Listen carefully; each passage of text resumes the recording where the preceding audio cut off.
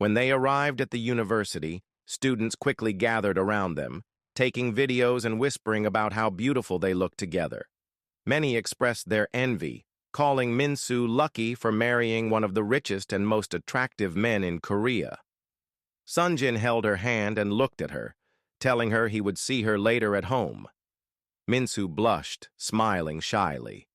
As he leaned in to kiss her, she hesitated, whispering that people were watching.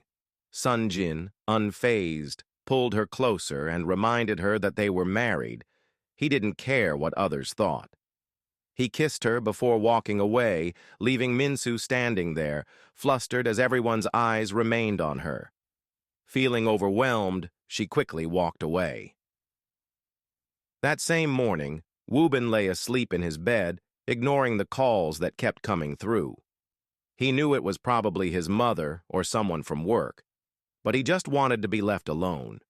He had no desire to talk to anyone or engage with the world. After a while, his mother walked into his room and, without hesitation, flipped the blanket off him. She reminded him of the agreement they had, that he would return to the company, and expressed her disappointment in him for ignoring work calls and failing to attend important meetings that had been scheduled. Woobin remained silent, lying there without a word. His mother looked at him, concern evident in her expression, and asked what was wrong with him. She reminded him of the deal they had made, urging him to remember his responsibilities. At her words, Woobin abruptly sat up, his frustration bubbling over as he faced her. Angrily, he told her to stop treating him like a business partner, reminding her that he was her son, a human being with emotions and feelings. He had the right to feel whatever he was feeling without being criticized for it. Looking at her, he continued, his voice laced with exhaustion. He was tired of always being the one to save others, yet when he was the one struggling, no one even bothered to check on him. The only thing his mother seemed to care about was the company.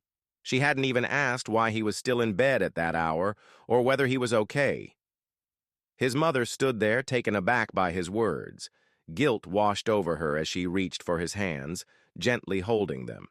She assured him that no matter what, he would always be her little boy, and she apologized for treating him that way. But Woobin moved away, sitting back down on his bed. She watched him for a moment before speaking again.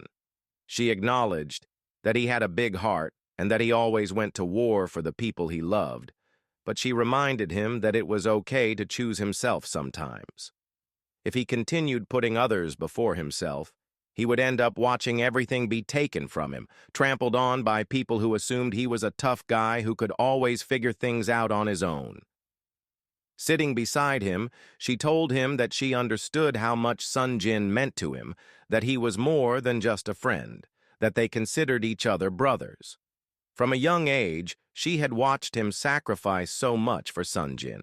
He had taken beatings at school just to protect him, given him his favorite toys even when he needed them the most, and always put Sunjin first. But they were no longer children. At some point, he had to choose himself.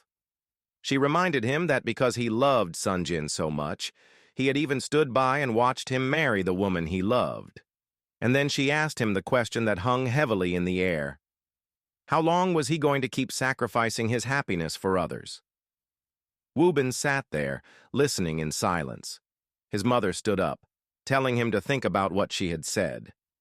As she walked towards the door, Woobin suddenly stood and called out to her. She turned around, immediately noticing the sadness in his eyes. In a low voice, he asked her for a hug, admitting that he needed it. His heart was broken, and all he wanted was a shoulder to cry on. Without hesitation, his mother rushed to him, wrapping her arms tightly around him as he broke down in her embrace. She whispered that it was okay to cry sometimes, that he was her son, and that she would never judge him. They stood there, Woobin sobbing into his mother's arms while she gently comforted him.